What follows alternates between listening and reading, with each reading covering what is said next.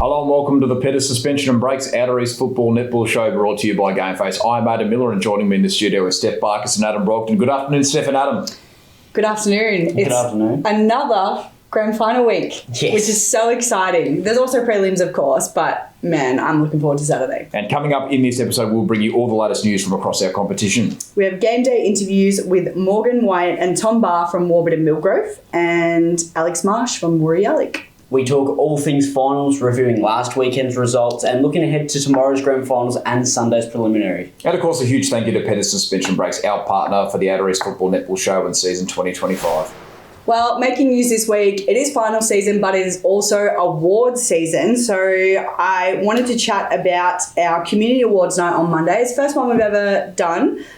We celebrated club volunteers and community members. I thought it was a really great night where we were able to recognise some people who often don't get recognised and do a lot of work at the club and probably don't get the thanks that they deserve. So, to recognise some of those people who keep clubs running smoothly. There was coaches, trainers, people in the canteen, like any kind of volunteer category you could think of. We tried to give an award out for it. So, you can check out our socials to see all the winners, all very deserving. And thank you and congratulations to all our attendees and winners on the night. And we hope that everyone got to enjoy it. They just got a free dinner for all the work they've done across the year. So it was really nice to recognise the volunteers. No, most certainly. Most important part of local sport is the volunteers.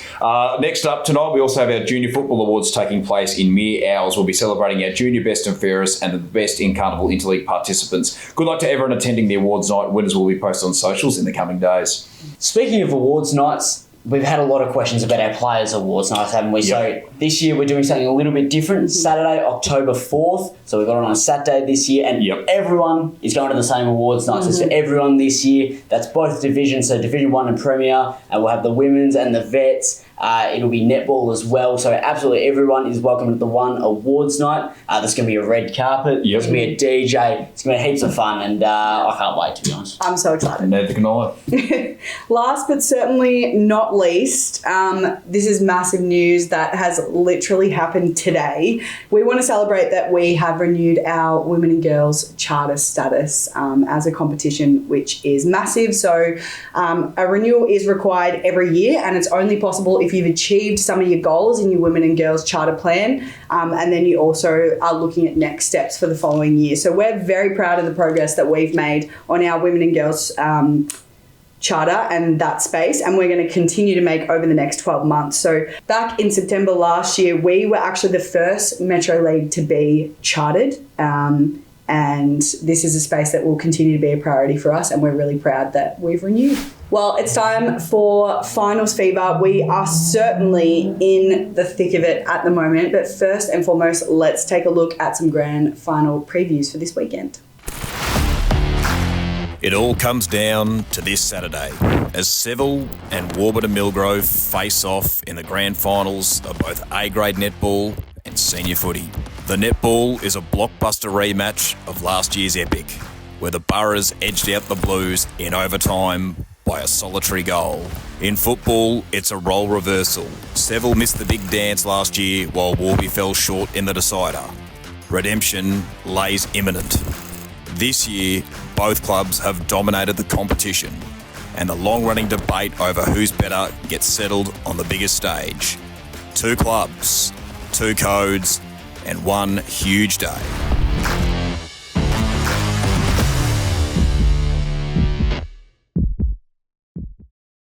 All right, now before we talk about the grand finals happening on Saturday, give me a review of the games you saw last weekend. We'll start with the preliminary finals that were played on the Saturday, Pakenham versus Warburton-Millgrove in both. And you and I, Steph, both went with Pakenham. I think we thought that, Pakenham had Warby covered in the netball, and I think we thought that maybe Warby dipped a bit in the footy, and we got those both wrong. Warby proved us wrong. They really came to. Starting with the netball, if I'm being completely honest, I don't think it was actually the greatest quality game I think I'd seen. It felt like a preliminary final. I think 2 sides were under a lot of pressure, and I think Pakenham in particular made a lot of uncharacteristic mistakes that I think I hadn't seen from them all season. I think just the heat of the day got to them a little bit, and Warby just, with that finals experience and won the last 3 premierships, I think they really took advantage of that and they did quite well. There were two players that I called out for last week to really step up against Eliza Molino and Katie Cook. That was Carly Wappert and Bianca Daniels, and I thought they both had really good games as well. And they were able to kind of get on top of those two a little bit more than what they were in the past. And I think that made a bit of the difference. And I think Warby just looked a bit more free than what they had been against Pakenham. Their ball movement was definitely better, where they'd been stagnated by Pakenham in the past. One of the interesting ones was, Steph, Eliza Molino played pretty much the entirety of the second half in goals. I'd never seen that before. I actually asked, our netball coordinator, Matt Blanchard, who obviously is associated with Blaze, and about that, and he said she does the odd pinch hitting goals here or there, but that was a bit of an interesting one. Warburton-Millgrove, I think just they handled the pressure of the day a lot better, and they came through with a crucial victory, and that's 4 grand finals in a row for them, and they're gunning 4 premierships in a row, which is quite incredible. Heading across to the footy, I kind of feel like much the same. Although, in saying that, I think Warby, you could probably argue, I think maybe the better team than Pakenham, and they certainly showed that. And Pakenham, I think, again, just in the netball, they just crumbled a bit under the pressure. Lots of uncharacteristic mistakes. There were lots of turnovers, drop marks, and Warby were just really good. They dominated out of the middle. Nelson Aldridge and Braden Woolridge did really well together, chopping each other in and out of the ruck. They both went forward, kicked a couple of goals. They were just rock solid in defence, even without Ben Pretty, who is usually their key interceptor. He didn't play, and that didn't seem to faze them at all. And they just dominated all facets of the game. And like the netball, they go straight through to the grand final. Then heading across to Sunday, first of all, we'll look at the A-grade netball between Monbulk and Emerald. And I think Emerald they were playing catch-up all day. I think that was really the difference. And every time Monbulk would get about 5 or 6 goals up, Emerald would always manage to cut the margin down to about 2 or 3 goals. But every time it just looked like they were about to level it, they always made a couple of mistakes and just allowed Monbulk to just regain some breathing room, regain some ascendancy. Monbulk were able to welcome back Steph Ferguson. I think she was a welcome inclusion. They definitely missed her in the qualifying final against Wandon, and she was quite influential alongside Perry Reid, of course. Pretty solid through the mid-court, but I think Monbulk that was the better team on the day. I think they just capitalised when Emerald made a few mistakes, and Emerald did make it pretty close in the last quarter, but I think they just left their run a little bit too late. And then heading across to the footy, Adam, I think that game honestly was exactly what I expected. I think Monbulk gave Woori a bit of a scare, but Woori just came good when it really mattered. Yeah, exactly right, Aidan. And I think that's what we've been saying all year. This Monbulk side has such a high potential, such a hhigh ceiling, but it just depends on how well they can pick up the floor on the day. And I thought they did a really, really good job for about 3 quarters. They did, yeah. And so, and all props go out to Monbulk. You can see how much the weather conditions affected them that day. For anyone who didn't pay attention to the weather or didn't go outside on Sunday, it was wind all over the place. It was all going at one end of the ground, and I reckon it was something fierce. You could see balls being kicked from behind the centre circle that were being ended up in the goal square, and you just went, oh wow, okay, sure. And you can see long kicks of the footy. Like we saw Taylor Gibson have a couple of shots at goal against the wind, only from about 45 metres out, that barely got there. Yeah, exactly. Taylor Gibson's a long kick of the footy. He is, And you go, oh, that's how strong the wind was. So I thought each side did quite a good job of negating the wind. Correct, that's it. Negating the conditions, especially that little bit of rain that started in about the second quarter and then went away, which is great. But I thought both sides did quite well. It was just Woori Yallock had more stamina and just were able to get over the top. I think Woori as well in that last quarter were the first team to properly take advantage of the breeze. They'd only kicked 4 goals to 3-quarter time and then more than double their tally with 5 goals in the last quarter to kind of kick away. Because, I think you're right. I think both teams did a good job defensively, but I think in the first 3 quarters, the teams were kicking to the southern end of the ground where the breeze was going to, or the Gembrook end, as Leo would call it. Just didn't really take full advantage, and Woori just, I think, finally kind of realised this is actually going to work for us. We just take the game on and we use this breeze to our advantage. We can pile on a few goals, and they were able to do that, and they ultimately get through to another preliminary final, which is Woori's 4th preliminary final in as many years, trying to go for their first grand final since 2022, so that will be interesting, but we'll get into that a little bit later. Yeah, awesome. Well, I want to talk grand finals on Saturday. Now, we have been talking all year that we've really had 3 front runners, and we were never sure which way it was going to go. We've had Warburton-Millgrove, we've had Seville, and we've had Pakenham. If we look at the grand finals this weekend, and this is across everything, not just seniors and A grade, there's only 4 clubs in it. So this weekend, Seville will be in all 8 grand finals, and Pakenham, despite the fact that their A-grade side and their senior side lost a chance to be in the grand finals, their club will still be participating in 4 other grand finals, with Warburton-Millgrove in 2 and Alex have their reserves playing in 1 grand final. So incredible effort from Seville to be in every grand final on the weekend, and of course both the seniors and the A-grade matchup is Seville versus Warburton-Millgrove. But 8 grand finals is unbelievable, guys. As far as our predictions, we've been pretty on the money. Like most of the matchups were probably what we expected. I think Alex is probably the surprise. Definitely. Good on them. Yep. Good on them. That's awesome. It's good to have another club in it. And then both the seniors, as you can see on the trophies here, both the seniors and the A-grade, it's exactly the same matchup, Seville, Warby. Now, I will say, across all the grand finals, the one I'm most looking forward to on Saturday is the A-grade netball. And it's because it's a repeat of last year's grand final, and we saw how that ended last year with that goal after the siren to Warby to get them that win. That was an incredible game, and I have to say it's the one I'm most looking forward to on Saturday. No, definitely, Steph. I think the unfortunate thing is it's been such a great rivalry these last 2 years, but it is going to have to be put on hold next year because one of those teams will go up into Premier Division, and so we might have to wait till 2027 whether maybe the other one goes up, or hopefully it doesn't happen to the team who does go, maybe go straight back down. But the rivalry will be put on hold, but we will get to see it at its absolute peak this Saturday, both sides going head-to-head, because it's been a big rivalry across both the footy and the netball, which is exactly what we love to see. It's made for some really interesting matches of the round. They often play close games, although looking at the footy first of all, the last time these two sides did play wasn't particularly close. Seville won that game quite convincingly by 64 points, 19 goals, 1,226 to 9,862. The ledger at this point of the season is 2-1 the way of Seville. They won back in round 4. Warby got them in round 13, both in pretty tight games, so hopefully we see something a little bit closer this time around.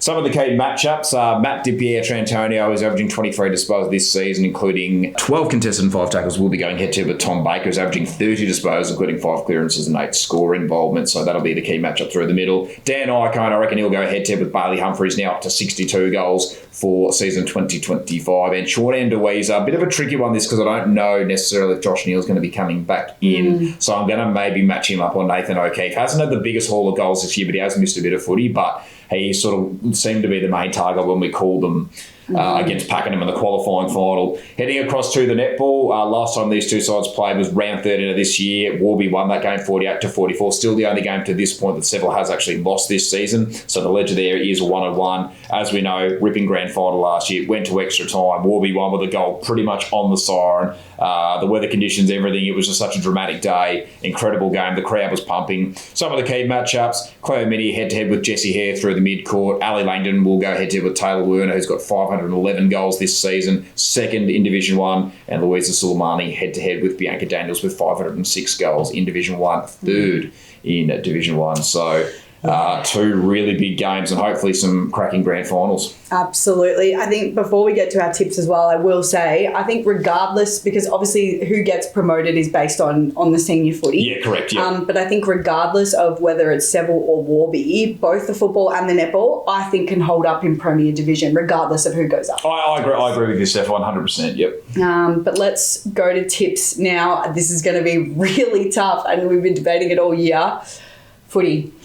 Yeah, footy particularly is quite tricky for me because both teams are kind of reeling off disappointment of last year. Warby losing the grand final, Seville bombing out in straight sets the way that they did. They've kind of almost done the opposite this year, finishing third, but then going straight through, like getting the first 2 wins. But I think I might go with Seville again. I think I hate to do it to Warby. I tipped against them last week and I was wrong, but yeah, I think Seville might take a bit of confidence from that sizable victory 2 weeks ago, but we'll see what happens. 100%. I'm on Seville. I think that, they had their 1 or 2, not iffy games, but, maybe sometimes you could see some of the weaknesses, but not super recently. Yeah. Like against Warburton-Millgrove, as you said, like 64 points was the last margin. We know that they're here to play. It's a revenge season, to be honest, and I reckon they've got it in the bag. And they're as full strength, I think, as they've been all season. They had injuries kind of just... Yeah, they had an annoying amount of injuries, I feel like, throughout the year. One player will come back, one player will go out. Yes. Now, aside from Josh Neal and Cooper Colley, they look about as full strength as they've looked all season. 100%. I'm going to go the opposite side. I am going to go with Warby, although I'm going to say only just. I think we're going to be down to the final minute on this one. But I think, the disappointment of last year, knowing they have the opportunity to go up to Prem, and then the potential, I know they were really talking a lot about last year that they could have had the same thing where both the seniors and the A grade won the double. I think they'll really want that this year, but I think it's going to be a cracking game. Definitely. Looking forward to it. Definitely. Netball. This is it's slightly different to the footy because it's, I think it depends, are Seville hungry enough or is Warby going to take, I think when you've won a few flags, you're not going to be as hungry. I think that's no secret, but what Warby are going to have is just comfortability. They've been there, they've done that. They know how to handle grand final day. They showed that against Pakenham. I thought Pakenham probably had them covered, but I think the big thing that Warby had was just the mentality, and they might have this over Seville. Now, Seville's most recent premiership wasn't that long ago. It was only back in 2022, so it's not like they're trying to break a massive drought or anything like that, but I think I might just side with Seville just because they might be a bit hungry to get some revenge after last year. Yep. I think I'm going to go Warburton-Millgrove for this one. I think that maybe just, as you said, like you've won a few, but if you are confident in your senior side, which I think that they will be, to win your A-grade netball and to win your A-grade footy in the same year, I reckon that's just enough to get them over the line. And I know how passionate they are over at Warburton-Millgrove. Oh, definitely. And so I reckon Warby have got it. Yep. All right, I'm going to go Seville, and I'm going to make a pretty bold prediction here. I'm going to take it one step further. I'm going to go Seville for the sweep of every netball game that's played on Saturday. Yep. Wow. And I'll tell you why. I listened to Alex Bergman, who was named Open Netball Coach of the Year at Monday night's awards for the Community Awards. She talked about how they all train together. The coaches all use the same language when they talk to the players, so it's easy for players to transition from 17s into open, or if they play B grade to jump into A grade if they need. And it seems like their program as a whole has a very clear goal, a very clear strategy, and that all the players kind of can fit into any side, really. So I think because of how strong that program is and everything that Alex has built as a head coach and just the way that they've made it into every grand final, to be honest, it wouldn't surprise me if they took out every netball game. No, that's a fair point, I mean, to this point, as you mentioned, all 6 teams in those grand finals, so the program is definitely strong. Alrighty.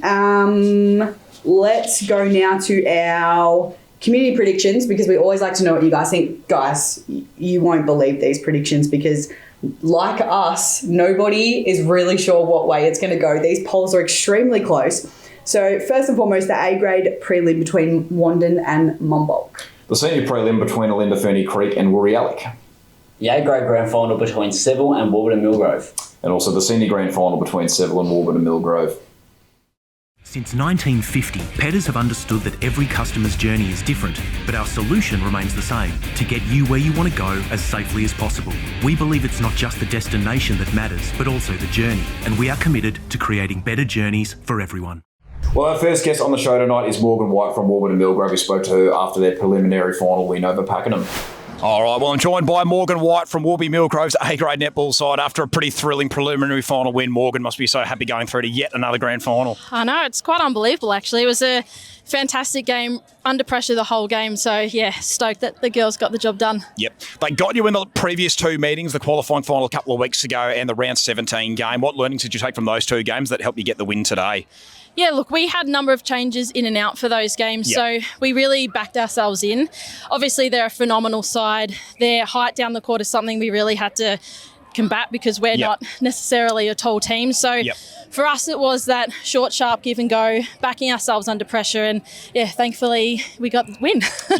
Led by as much as 7 goals in the second quarter, and they really pegged things back, got the lead back in the last quarter. How were you able to wrestle back the momentum and take the win away? Look, I think, momentum's a funny thing. It comes and goes in the game, and we knew that there were going to be times where they pushed hard, but we stuck to our guns, we backed ourselves in, and we had some phenomenal support from the sideline, which I think, honestly, is what got us over the line. Got a one-on-one ledger with Seville who you're going to play next week in the grand final. What do you think, or what are some of the learnings you're taking from those 2 games that might serve you well next week?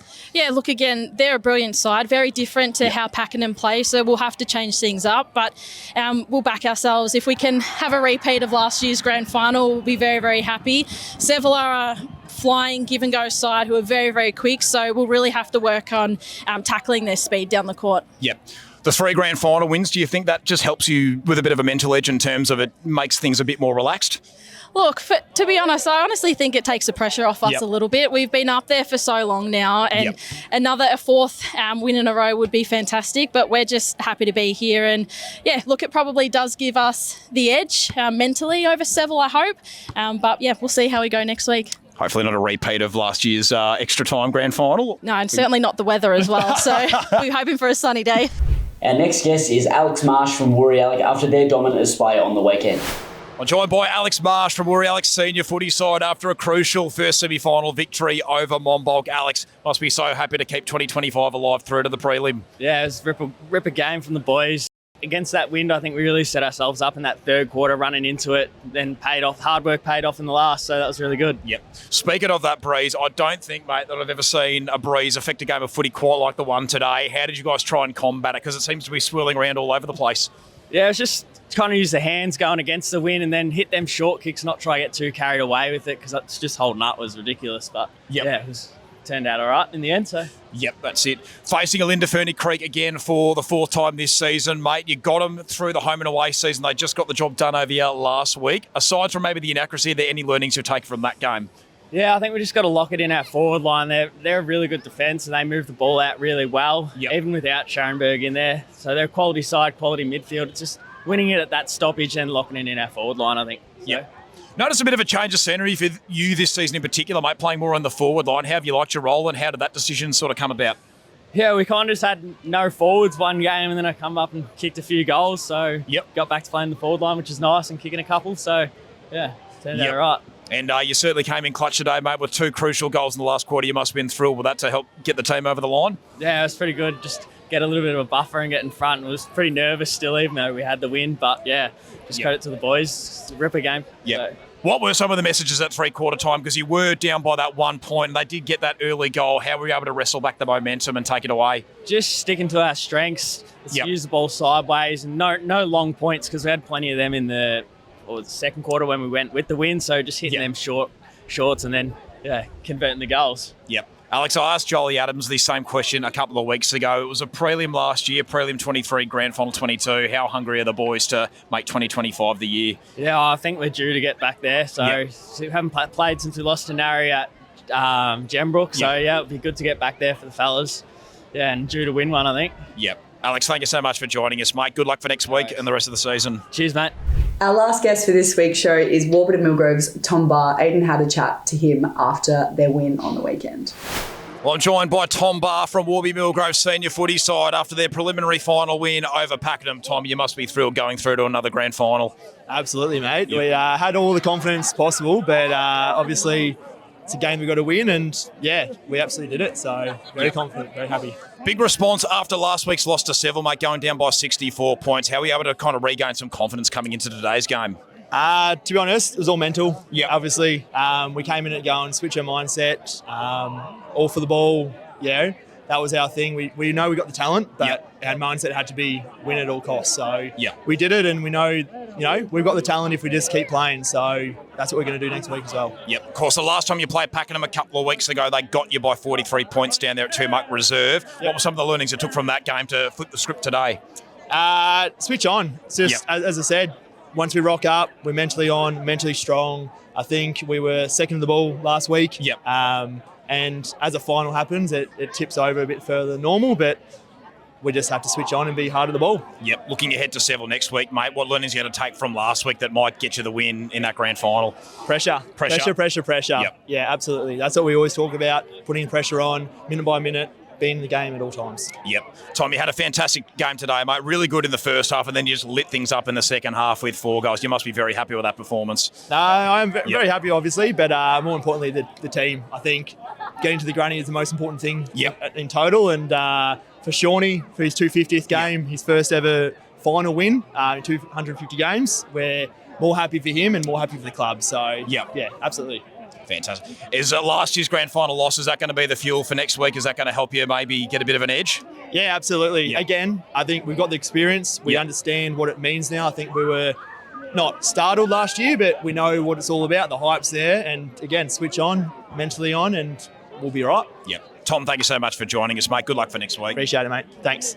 Well, that pretty much wraps up all there is to talk about on the Pedders Suspension and Breaks Outer East Football Netball Show this week. Remember, if there's anything you'd like to see in the show, make sure you leave a comment down below. Steph and Adam, thank you very much for joining me in the studio. No worries. Thank you. For all the viewers out there, don't forget to get your game face on.